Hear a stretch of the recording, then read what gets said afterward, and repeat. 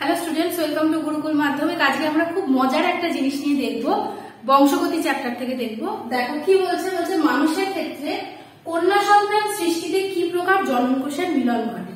তো দেখো প্রথম বলছে যে কন্যা সন্তান অর্থাৎ মেয়ে সন্তান, ঠিক আছে, এবং জনন কোষ অর্থাৎ কি গ্যামেটের মিলন ঘটে। জনন কোষ অর্থাৎ গ্যামেট। তো দেখো আমরা জানি যে আমাদের ক্ষেত্রে অর্থাৎ মানুষের ক্ষেত্রে ক্রোমোজোম সংখ্যা কত না 46।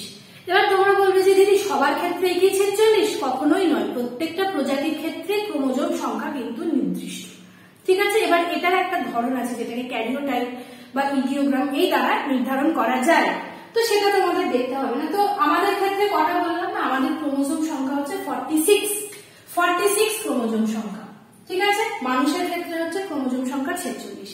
এবার বলছে কন্যা সন্তান হচ্ছে কিভাবে আমরা বুঝবো না, তার কারণ হচ্ছে কন্যা সন্তান হতে গেলে কিন্তু XX ক্রোমোজোম দরকার, XX ক্রোমোজোম দরকার। তো আমি লিখি যে XX ক্রোমোজোম দরকার, ঠিক আছে। এবার বলছে কোন প্রকার গ্যামেট বা জন্মকোষের মিলন ঘটে। দেখো XX এর মিলন ঘটবে, সুতরাং বাবার দেহ থেকে আসবে কি না, বাবার দেহ থেকে আসবে 22টা অটোজোম, এ অর্থাৎ অটোজোম, এবং তার সঙ্গে কি আসবে না, তার সঙ্গে আসবে একটা এক্স ক্রোমোজোম। এটা কার দেহ থেকে আসবে না, এটা আসবে বাবার দেহ থেকে। বাবা অর্থাৎ পুরুষ, তাই পুরুষকে কিন্তু আমরা এইটা দিয়ে ডিনোট করি, এটা তোমরা জানো, এতদিনে জেনে গেছো।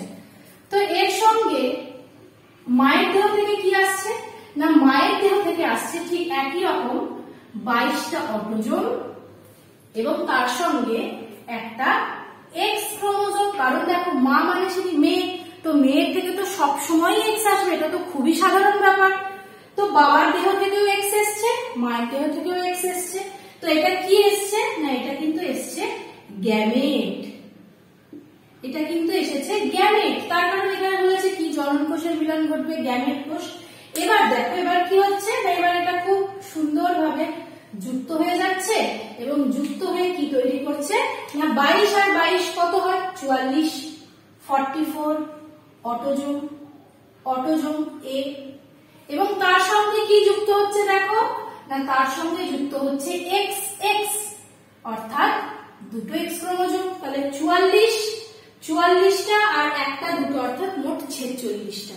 তাহলে মোট কটা হলো না, 46টা ক্রোমোজোম। আমরা আগেই বলেছি, তাহলে 44টা অটোজোম মানুষের দৈহিক বৈশিষ্ট্য নির্ধারণ করে এবং XX হচ্ছে 6 ক্রোমোজোম, যেগুলো আমাদের বিভিন্ন জন্মগত বৈশিষ্ট্য নির্ধারণে সাহায্য করে। সুতরাং এটা কোন জন্মতে পেলাম না, এটা কিন্তু আমরা পেলাম F1 জন্মতে, প্রথম অপত্য জন্ম।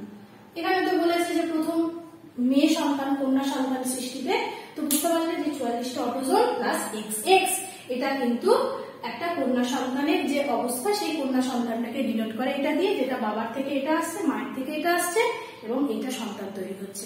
দেখো আমি এই প্রসঙ্গে আরেকটা কথা বলে রাখি, দেখবে অনেক গ্রামে গঞ্জে এখন অব্দি এই ধারণা প্রচলন আছে যে সন্তান মেয়ে সুতরাং মায়ের দোষ, কিন্তু তোমরা দেখো, তোমরা বুঝতে পারছো যে মায়ের কিন্তু এতে কোনো দোষই, মানে দোষ গুণের তো প্রশ্নই আসছে না, মায়ের কোনো কিন্তু ভূমিকাই নেই।